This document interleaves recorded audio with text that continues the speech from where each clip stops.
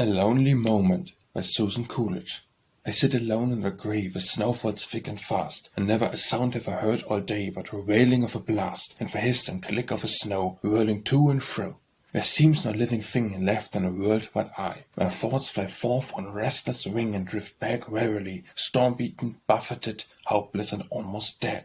No one wears to care, not one to even know, of a lonely day into dull despair, as the hours ebb and flow, slow lingering, as fain to lengthen out my pain. And I think of the monks of old, each in a separate cell, hearing no sound except when tolled the stated convent bell. How could we live and be with silence everywhere? And I think of tumbling seas, 'neath cruel lonely skies, and shipwrecked sailors over these, stretching their hungry eyes dimmed with wasting tears for weary years on years. Pacing the hopeless sand, wistful and wan and pale, each foam-flashed like a beckoning hand, each wave a glancing sail, and so for days and days, and still the sail delays. I hide my eyes and wail, in vain I try to smile, but urgent vision comes again, the sailor on his isle, with none to hear his cry to help him live or die.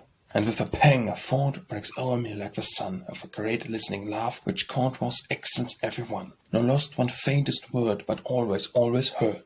The monker's vigil pale could lighten with a smile, the sailor's courage need not wail upon his lonely isle, for where as where by sea or land the pitying Lord stood close at hand. O coward heart of mine, when storms shall beat again, hold firmly to this fort divine, as anchorage in pain, where lonely woe seems to be, the Lord is near, remembering we.